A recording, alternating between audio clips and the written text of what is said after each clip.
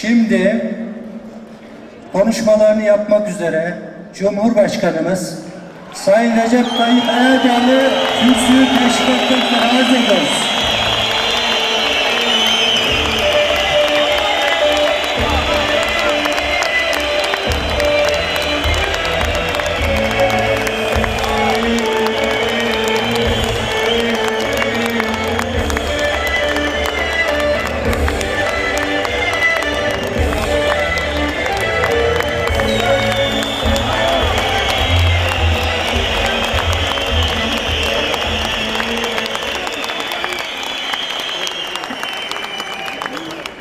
Saygıdeğer Divan, değerli Hak İş Genel Başkanı, çok değerli Hak İş yöneticileri, yurt içinden ve yurt dışından bu anlamlı buluşmaya iştirak eden değerli misafirler, sevgili işçi kardeşlerim, emekçi kardeşlerim, sizleri en kalbi muhabbetlerimle selamlıyorum.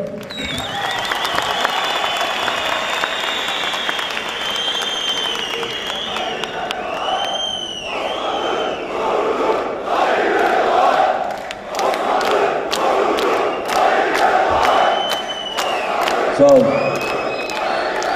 40. kuruluş yıl dönümünde ve 13. olağan genel kurulunda Hak İş Konfederasyonu'na Türkiye'ye yaptığı eşsiz katkılarından dolayı bir kez daha ülkem, milletim ve şahsım adına gönülden şükranlarımı ifade ediyorum. 40 yıl önce Hak İş'in kuruluşunu gerçekleştiren ve bugün hayatta olan abilerimize hayırlı, sıhhatli, uzun ömürler niyaz ediyorum. Gerek kuruculardan, gerek yönetim kadrosundan, gerekse Hak İş mensuplarından ebediyete irtihal etmiş olanları da bu anlamlı günde bir kez daha hayırla yad ediyorum. Rabbim onlardan razı olsun. Mekanları inşallah cennet olsun diyorum. Elbette Hak İş üyesi işçilerimizi burada özellikle tebrik ediyor, kendilerine hasreten teşekkür ediyorum. Türkiye'nin bugünlere ulaşmasında hiç kuşkusuz en fazla emeği olan kesim işçilerimizdir. Emekçilerimizdir. Çalışanlarımızdır. Şehitlerimizin o aziz, o mübarek kanları nasıl bu ülkeyi inşa etmiş ve bugünlere kadar muhafaza etmişse, işçilerimizin de aziz ve mübarek alın terleri Türkiye'yi işte bu seviyelere taşımıştır. Hiçbir ücret işçinin o aziz ve mübarek alın terinin karşılığı değildir. Allah sizlerden razı olsun. Hayatını kaybeden, özellikle de iş kazalarında yitirdiğimiz işçi kardeşlerimizi, çalışanlarımızı da bu vesileyle rahmetle yad ediyor. Allah onlardan da tek tek razı olsun diyorum. Değerli kardeşlerim, açıkçası hak işi hiçbir zaman sadece bir işçi örgütü, sadece bir emekçi örgütü olarak görmedim. Böyle değerlendirmedim. Geride kalan 40 yılda yaptıklarına baktığımızda hak iş, işçi ve emekçilerin olduğu kadar Türkiye'de demokratikleşmenin, özgürlüklerin, hakların en güçlü savunucularından biri oldu.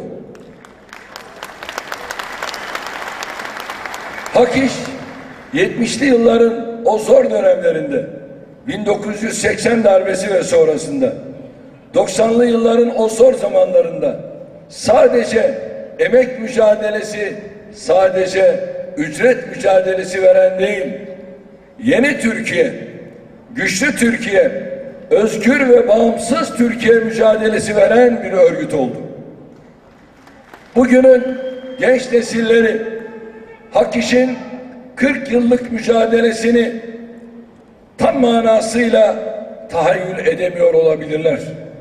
Ancak bizim neslimiz, bu salonda bulunan birçok arkadaşımız, kardeşimiz, yapayalnız olduğumuz dönemlerde hak işin nasıl bir umut ışığı olduğunu eminim ki takdir edeceklerdir. 1980 darbesinin ülke üzerinden bir silindir gibi geçtiği günlerden, 28 Şubat gibi değerlerimizin, kutsallarımızın çiğnendiği günlerden biz eğer sapasağlam çıkabildiysek, bunda hiç kuşkusuz hak işin de büyük payı vardır.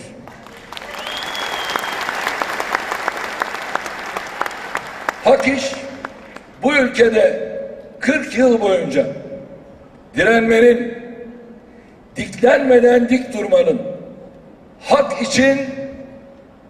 için mücadelenin ve kavganın mücadelesi olmuştur. O mücadelenin adı olmuştur.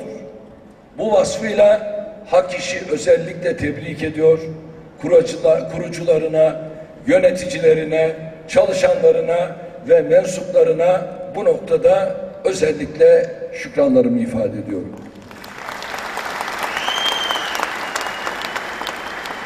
Elbette hak iş bundan da ibaret değil.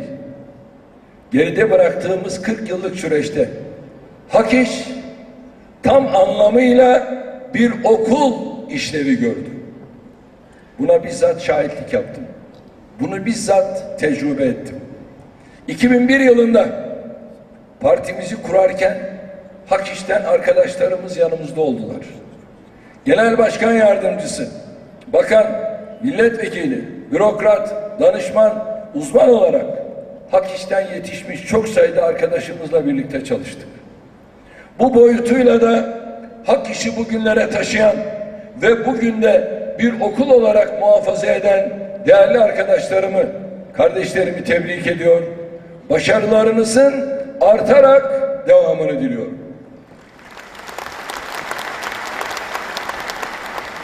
Çok değerli kardeşlerim, hak işin 40 yıllık tecrübesinin bize gösterdiği çok önemli bir nokta var.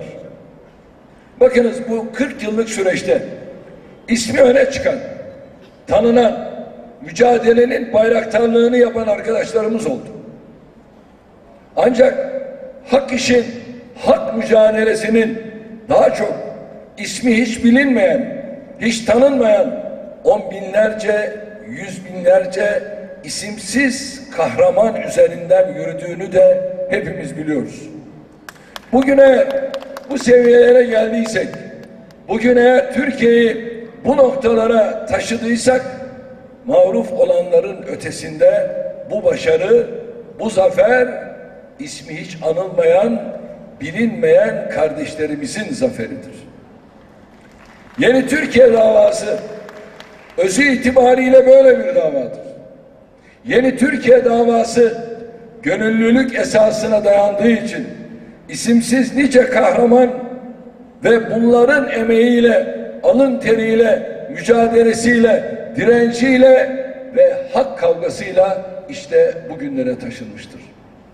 Bu salondaki hepimiz şunu çok iyi biliyoruz.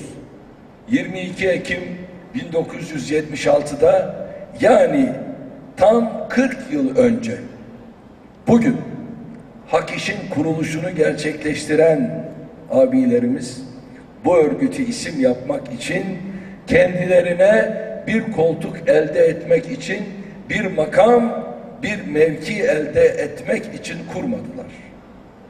Onların dertleri vardı. Onlar dertliydiler. İşçinin, çalışanın derdi kadar Türkiye'nin, milletin, bu ülkenin kadınlarının, erkeklerinin, çocuklarının, gençlerinin dertlerini kendilerine dert edindiler. Saldırılara direndiler. Baskılara, zulümlere direndiler. Darbelere direndiler. 28 Şubat'ta üçlü, beşli çetelere direndiler. Bir takım örgütler darbecilerin önünde el pençe divan dururken, Hak İş'te, Hak İş gibi kuruluşlarda tehditlere rağmen dik durdular ve hakkı söylediler.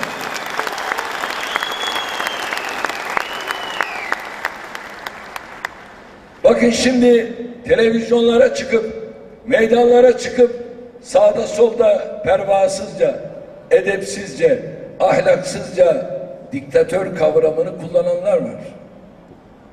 Allah aşkına soruyorum. Bunlara sormak lazım. Siz 28 Şubat'ta neredeydiniz?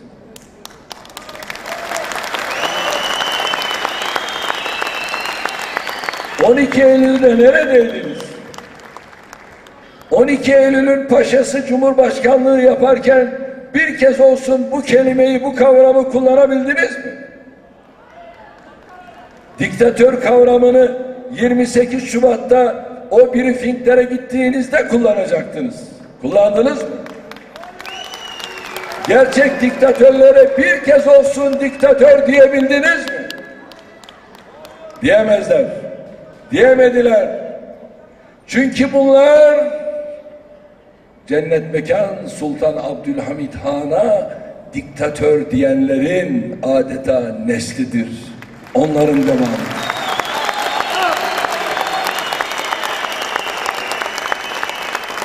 Bunlar merhum Özal'a diktatör diyenlerin neslidir. Hiç değişmez. Aynı şablon, aynı kalıp, aynı slogan devam ediyor.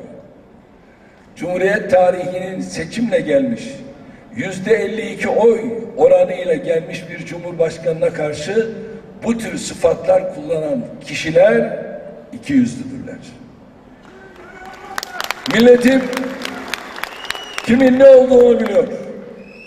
Bunlar hiçbir zaman millete konuşmadılar. Bugün de millete konuşmuyorlar. Çünkü bu ikiyüzlü tavırlarını millete yutturamazlar. Bunlar başka yerlerde iş tutuyorlar. Mesajlarını başka yerlere veriyorlar. Kendi hesaplarınca uluslararası çevrelerle, uluslararası medyayla, oralardaki bir takım kuruluşlarla söylem birliğine girip güya burada operasyon yapacaklar, algı operasyonu yapacaklar, ameliyat yapacaklar. Onların kimlerle yürüdüklerini biz çok iyi biliyoruz.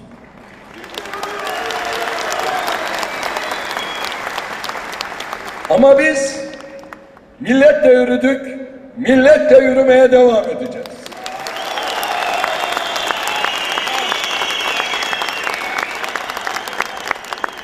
Biz akşam olduğunda çevresine bakıp bize şu neyi demiş, bize bu neyi demiş diye soranlardan değiliz.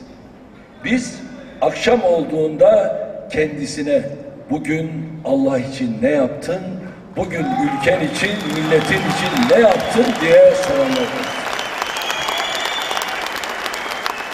Arkadaşlar, eğer bu saldırılar karşısında boyun eğersek, eğer bu saldırılar karşısında korkarsak, yılgınlık gösterirsek, Allah korusun, geri adım atarsak, şu 40 yıllık emeğe, bu davayı bu noktaya taşıyanlara haksızlık ederiz. Onlara karşı çok büyük mahcubiyet yaşarız. Biz elbette onların metotlarını, onların araçlarını, onların edep yoksunu dillerini, söylemlerini kullanamayız. Onlar her gün yalan söyleyecek. Biz her gün doğruyu savunacağız. Onlar her gün iftira atacak. Biz her gün hak mücadelesi vereceğiz. Onlar sırtlarını, burası çok önemli, tabanı ibadet, ortası ticaret, tavanı ihanet olan paralel yapılara dayayacaklar.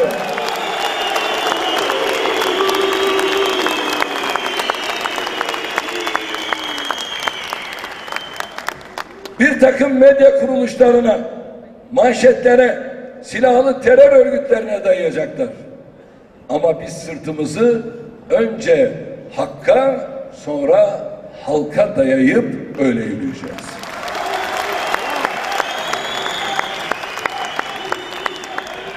...12 Eylül'leri açtık. 28 Şubat'ları açtık. Kapatma davalarını, 27 Nisan'ları, gezi olaylarını, 17-25 Aralık darbe girişimini açtık. Bugün işte bu söylediğim tabanı ibadet, ortası ticaret, tavanı ihanet olan o paralel yapının, bir kısım medyanın, eli kanlı silahlı örgütlerin ortak saldırıları karşısında da boyun eğmeyecek, geri adım atmayacak, bu saldırıları da Allah'ın izniyle milletin desteğiyle yine aşacağız. Ben şimdi tabanı ibadet olan bu kardeşlerime sesleniyorum. Sizin tavanınızdakiler bu ülkede biz sırtımızı EPC'ye, biz sırtımızı PKK'ya dayıyoruz diyenlerle acaba siz nasıl beraber olabiliyorsunuz? Onlarla beraber nasıl yürüyebiliyorsunuz? Kardeşlerim, kişi arkadaşının dinindendir. Biz bunu biliyoruz. Hiç kimse tedirgin olmasın. Aziz milletimin tek bir ferdi bile kaygılanmasın. 100 yıl önce Çanakkale'de nasıl geldikleri gibi gittilerse 100 yıl boyunca her teşebbüslerinde nasıl akamete uğradılarsa bugün de yarın da geldikleri gibi gidecekler. Bundan hiç şüpheniz olmasın.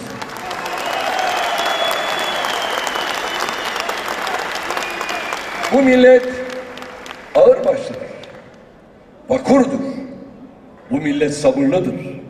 Bu millet tahammüllüdür. Ama bu aziz millet istiklali söz konusu olduğunda bağımsızlığı, onuru, namusu, şerefi söz konusu olduğunda anlayana anladığı dilden konuşmasını da çok iyi bilen bir millet.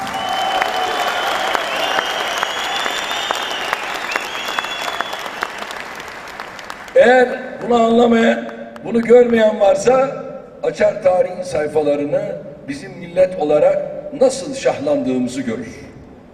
İşte neler yaptıklarını görüyorsunuz. Şurada, garın önünde. Bakın bu yaşanan olay terörün nasıl kolektif uygulandığını gösteren bir olaydır. Şimdi kalkıyorlar, efendim burayı da iş yaptı. Bunu bilmem kim yaptı. Değerli kardeşlerim, bu tamamen bir kolektif terör eylemidir. Burada DAEŞ de var. Burada PKK da var. Burada El Muhaberat da var. Değerli kardeşlerim, burada Suriye'nin kuzeyindeki PYD terör örgütü de var. Hepsi beraber ortak olarak bu eylemi planlamışlardır. Bunu özellikle bilmenizi istiyorum. Kimse kimseyi aldatmasın. Suruç'ta yaşananlar belli. Diyarbakır'da yaşananlar belli. Ama benim Kürt kardeşlerim bu oyunu çok iyi ayırt etmek durumundadır. Çünkü bunlar için insan canının değeri yoktur. Asla ona kıymet vermezler. Her terör eyleminin ardından yurt içinde yurt dışında algı operasyonuna başlıyorlar. Daha eylemin olduğu anda kalkıp da bunu saray yaptı diyenlerin ne mantığının olduğunu artık anlayın. Çünkü ortak çalışıyorlar. Terör örgütü kan akıtacak. Bunlar da çıkacaklar manşetleriyle, ekranlarıyla, siyasetçileriyle o terörü, o terör örgütlerini, o teröristleri himaye edecekler. Senaryo bu. Bu paralel yapı, bu malum medya kuruluşları, terör örgütleri ve bazı siyasi partiler kendi çıkarlarını, kendi rantlarını düşünüyor olabilirler. Fakat biz hiçbir zaman ben demedik. Her zaman biz dedik. Allah korusun memleket yangın yerine dönse uzaktan bunu keyifle seyredecek kadar ülkelerinden ve milletinden kopmuş durumdalar. Biz ne bu ülkenin yangın yerine dönmesine ne de bu hainlerin keyiflenmesine müsaade etmeyeceğiz.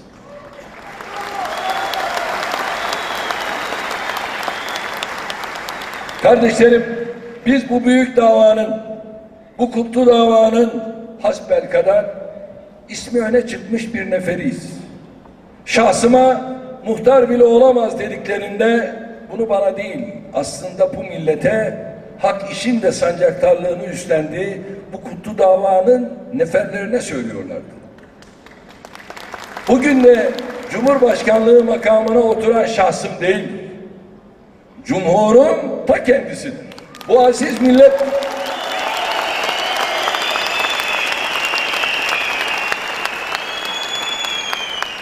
bugün de benim şahsıma, benim aileme yönelik saldırıların tamamı aslında millete, milli iradeye yöneliktir.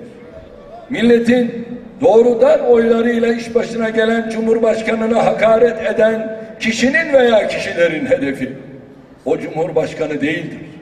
Onun temsil ettiği ülkedir, onun temsil ettiği millettir.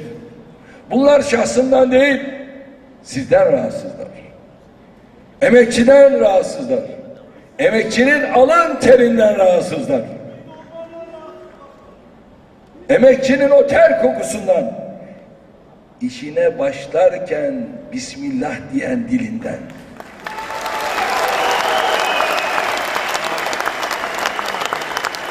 İman dolu kalbinden, vatan sevdasından, millet sevdasından, bayrak sevdasından rahatsızlar.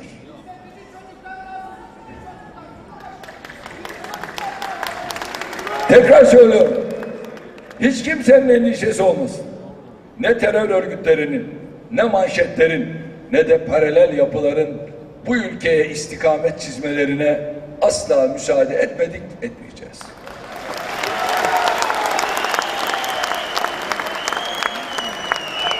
Bu milletin fertlerinin arasına fitne tohumlarının saçılmasına asla göz yummayacağız.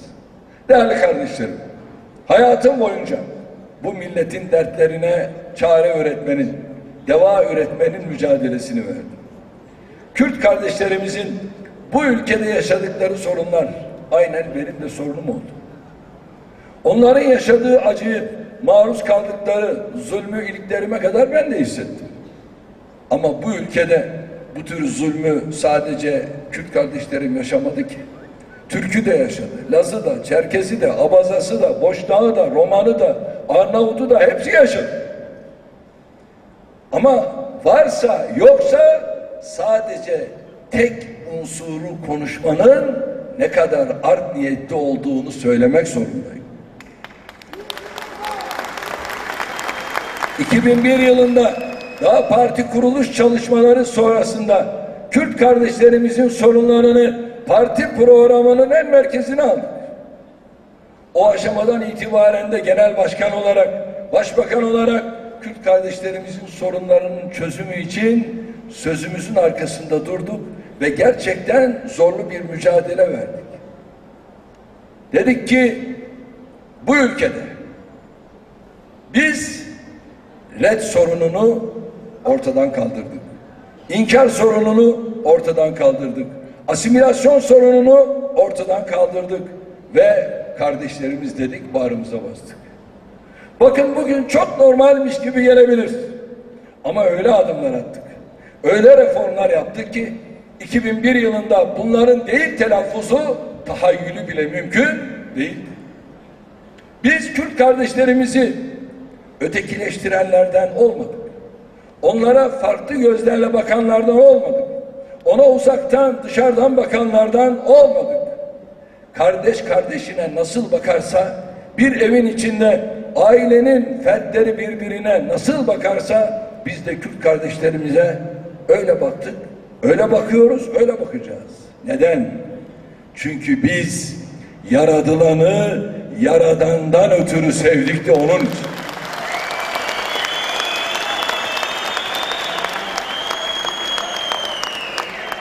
Bizim ülke olarak fiziki sınırlarımız misak-ı milli sınırlarından ibaret olabilir. Ama bizim gönül sınırlarımız, fikir sınırlarımız, kültür sınırlarımız, değer noktasındaki sınırlarımız hiç kimsenin tahayyül edemeyeceği kadar geniştir. Sınırlar ülkeleri birbirinden ayırır ama kardeşliği ayıramaz. Şimdi Myanmar'daki benim kardeşim mi? Aceh'deki benim kardeşim mi? Libya'da, Mısır'da kardeşim mi? Kardeşim. Filistin'de, Suriye'de kardeşim mi? Kardeşim. Irak'ta kardeşim mi? Kardeşim. Türkistan'da, Doğu Türkistan'da, Tacikistan'da, Özbekistan'da, Kazakistan'da, Türkmenistan'da, Azerbaycan'da bunlar bizim kardeşimiz mi? Kardeşlerimiz. Biz bunlardan ayrı olabilir miyiz? Olamayız. Her zaman bağrımıza bastık. Bağrımıza basıyoruz, bağrımıza basacağız.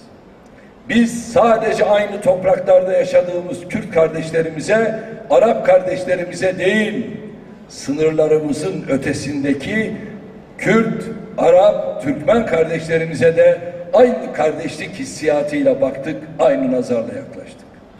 Nasıl ki Saraybosna'ya sıkılan kurşunu kendimize sıkılmış gibi hissettiysek, nasıl ki Gazze'ye yağan bombayı kendimize atılmış gibi hissettiysek, Halepçe'ye atılan bombayı Bağdat'a, Basra'ya, Musul'a, Kerkük'e, Şam'a, Halep'e, Kobani'ye atılan her bombayı da kendimize atılmış gibi hissettik. Neden? Çünkü biz kardeşiz. Neden? Çünkü biz Selçuklu'nun, Osmanlı'nın torunlarıyız. Neden? Çünkü biz aynı kıbleye dönen insanlarız. Kürt'ü Türk'ten, Türk'ü de Kürt'ten ayırmaya, Arap'tan ayırmaya hiç kimsenin gücü yetmeyecek. Bakın geçtiğimiz hafta çok elin bir hadise yaşandı. Diyarbakır'da bir belediye Hazreti Peygamber'i alemlere rahmet olarak gönderilmiş Efendimiz'i son derece edepsizce, ahlaksızca resmeden bir karikatürü duvarlara astı.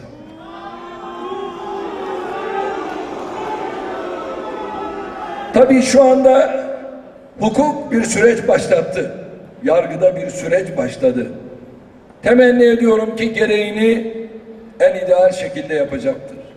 Ama bu edepsizce hareket aslında bu zihniyeti, aslında bir anlayışı ortaya koyması bakımından son derece önemlidir. Diyarbakır nedir bilir misiniz? Diyarbakır, Mekke, Medine, Kudüs ve Şam'dan sonra 5. harem-i şeref kabul edilen Ulu Camii'nin olduğu bir şehirdir.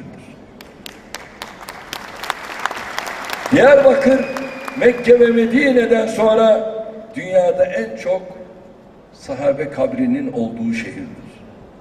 Bu edepsizlik hiçbir yerde yapılmamalı ama Diyarbakır'da hiç yapılmamalıydı. Selahaddin Eyyubi'nin, Kudüs Fatih'inin evlatlarının yaşadığı bir şehirde böyle bir densizliğin altına imza atılmamalıydı. Maalesef bunu yaptılar.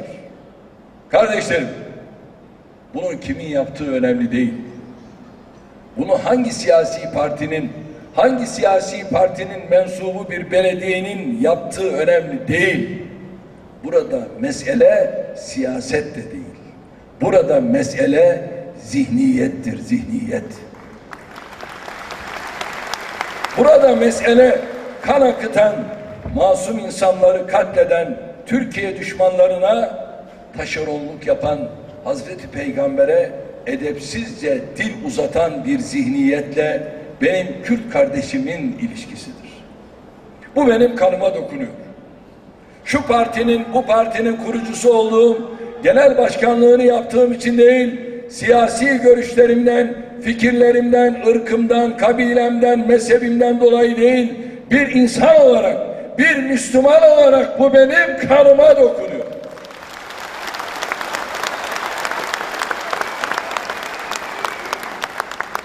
Ben çıkıp da bu makamda şuna oy verin, buna oy verin veya vermeyin diyemem.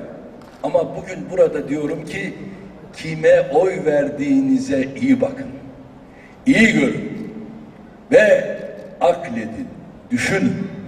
Ben Kürt kardeşimle her zaman gönül diliyle konuştum. Şimdi de diyorum ki teröre, teröriste, terör örgütlerine karşı cesur olun. Diyorum ki en kutsal değerlerimize dahi pervasızca hakaret eden bu densizlerle aranıza cesaretle mesafeyi koyun. Diyorum ki paralel yapıyla, bir kısım medyayla, Türkiye'nin düşmanlarıyla, Orta Doğu'nun canileriyle iş tutan bu benim Kürt kardeşlerimin düşmanlarına karşı artık yeter deyin. Bunu yapın.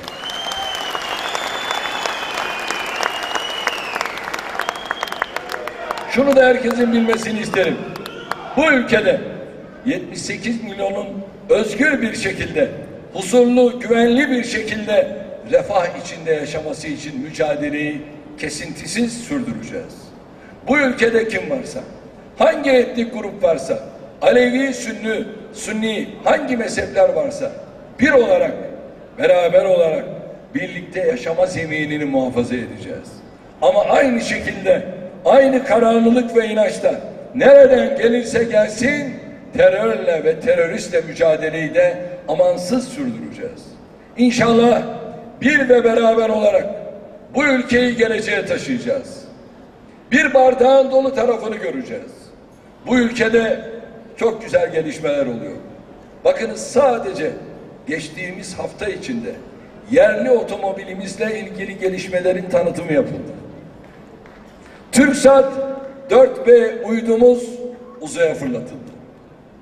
3. havalimanı için kredi finansman anlaşmasını İstanbul'da imzaladık. Düşünün, 12 milyar avro buranın maliyeti ve yılda 150 ila 200 milyon yolcu kapasitesi olan bir havalimanına sahip olacağız. Dünyanın ilk 3 havalimanından bir tanesi olur. Ve buradan anlaşma süresi boyunca devletimiz 22 milyar avro kira geliri elde edecek. Milli bütçeden bir Allah kuruşu çıkmadan bu yapılacak. Ve bunu üstlenen firmalara karşı bakıyorsunuz o malum medya saldırıyor şimdi. Bunların kimler olduğunu biliyorsunuz. Bu medyanın hangi grup olduğunu biliyorsunuz. İşte paralel medyayla bir de o malum medya. Beraber iş tuttular. Niye? Onlar bu ülkede birinci köprüye hayır diyenlerin ta kendisidir. İkinci köprüye hayır diyenlerin ta kendisidir. Yavuz Sultan Selim Köprüsü'ne hayır diyenlerin ta kendisidir. Mersin'den Kuzey Kıbrıs Türk Cumhuriyeti'ne Akdeniz'in altına döşediğimiz borularla su ilettik. Başlıkları attılar. Ne diyorlar biliyor musunuz? Bu su diyorlar Kuzey Kıbrıs'a ilk defa gitmiyor ki. Daha önce de gitti zaten diyorlar. Doğru. Doğru doğru. Balonla gitti ve balon patladı.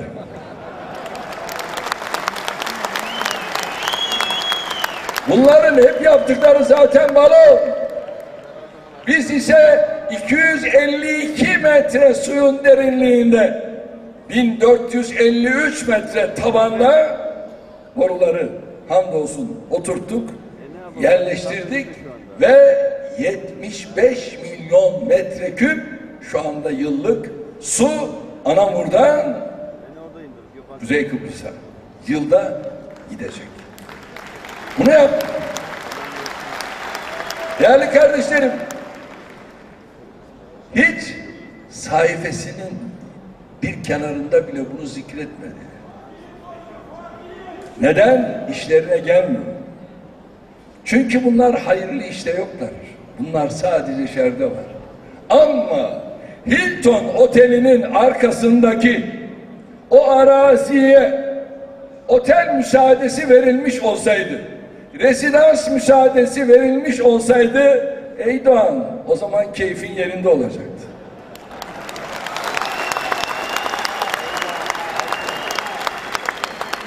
Sana müsaadeyi vermedik diye çılgına döndün. Bak şimdi de orası doğal sit alanı ilan edildi. Bundan sonra da zaten alamaz.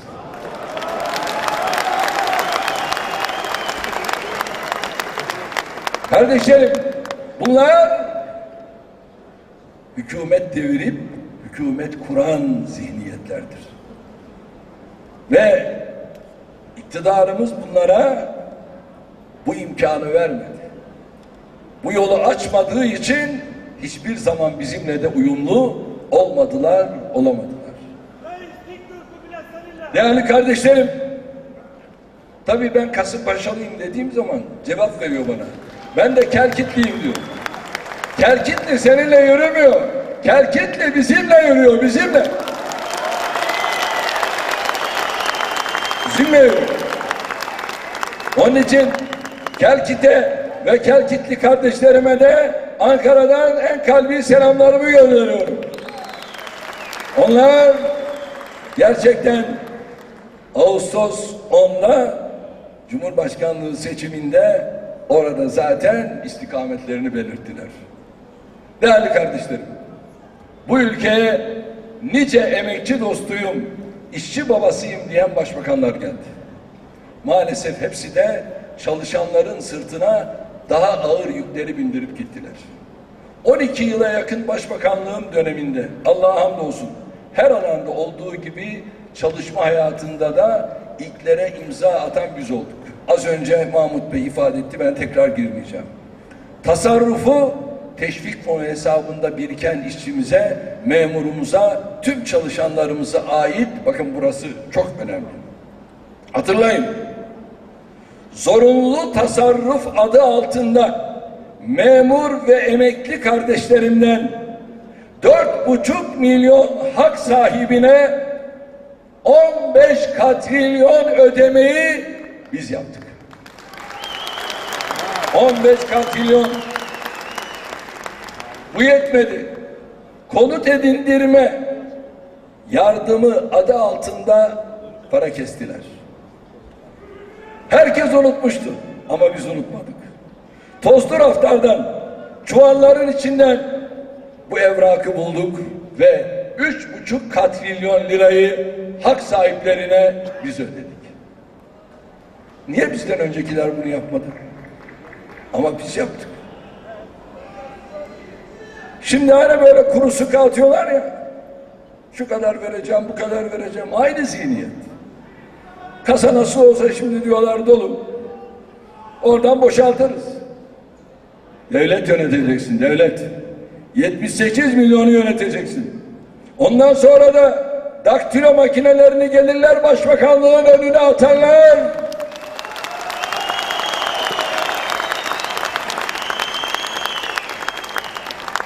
Bir Mayıs yıllarca tatil yapılsın denildi. Öyle mi? Niye yapmadılar? Hiçbir hükümet bunu yapamazken biz kararını aldık, yasasını çıkardık. 1 Mayıs'ı işçimiz için tatil ilan ettik. Örgütlenme noktasında, sendikal haklar noktasında, ücretler noktasında, işçi sağlığı güvenliği noktasında çok önemli adımlar attık. Bakın, asgari ücret biz göreve geldiğimizde 2002 sonunu söylüyorum. Neydi? 184 liraydı. Değerli kardeşlerim. Fakat bir de asgari ücret nedir? Bunu da yanlış anlatıyorlar. Asgari ücret bir tabandır. Yani bunun altında ücret ödeyemezsin. Ucu açık. İstersen 5.000 öde. Sana kimse niye 5.000 verdin diyemez. Şimdi bugün bakıyoruz asgari ücret 1.000 lira. 2016 başından itibaren asgari ücretin hükümetin ben teklifini söylüyorum, vaadini söylüyorum, 1.300 lira olması öngörülüyor.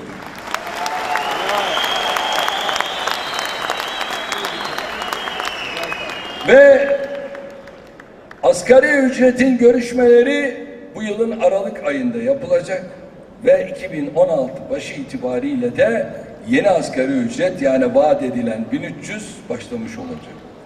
Yani 5 kattan fazla burada ne gözüküyor? Daha da fazla bir artış. Bu 6-7 gibi buralara gelecek. Kardeşlerim, dolar olarak bakalım. Ki şu anda kurda bir dengesizlik var. Buna rağmen bakalım. 2002'de asgari ücret 125 dolardı.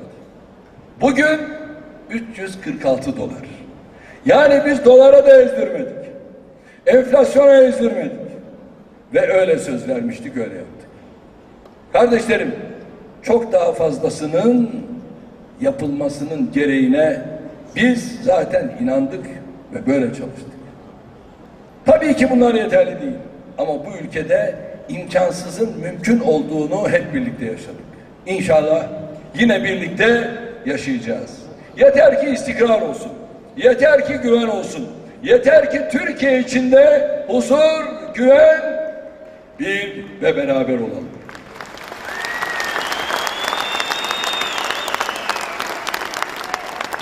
Genel Başkan'ın biraz önce ifade ettiği tüm sorunların da inşallah üstesinden bu ülke gelir ve gelecektir. Ama umutsuz olmayacağız. Asla yeise kapılmayacağız. Özgüvenimizi yitirmeyeceğiz. Emeğimizle, alın terimizle bu ülkeyi bugünlere getirdik. İsimsiz kahramanlarla bugünlere taşıdık. Bu davayı bugünlere taşıdık. İnşallah çok daha fazlasını birlikte yapacağız. Kardeşlerim, son olarak benim sizden bir ricam var. O da şudur. 1 Kasım'da diyorum ki 1 Kasım'a kadar durmak yok. Ama 1 Kasım'da şunu yapmak durumundasınız. Oy bizim namusumuzdur. Şerefimizdir diyerek sandıklara muhakkak gitmelisiniz.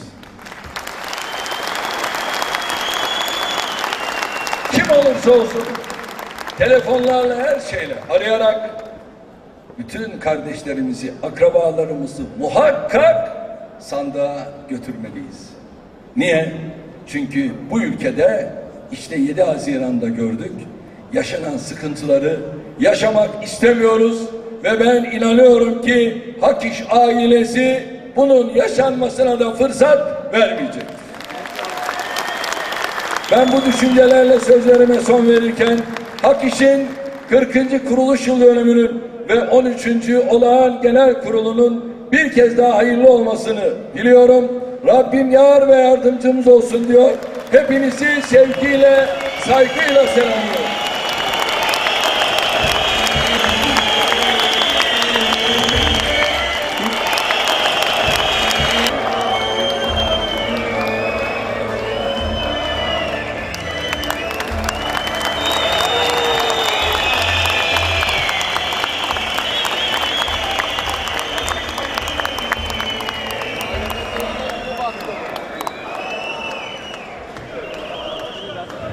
Değmiyor.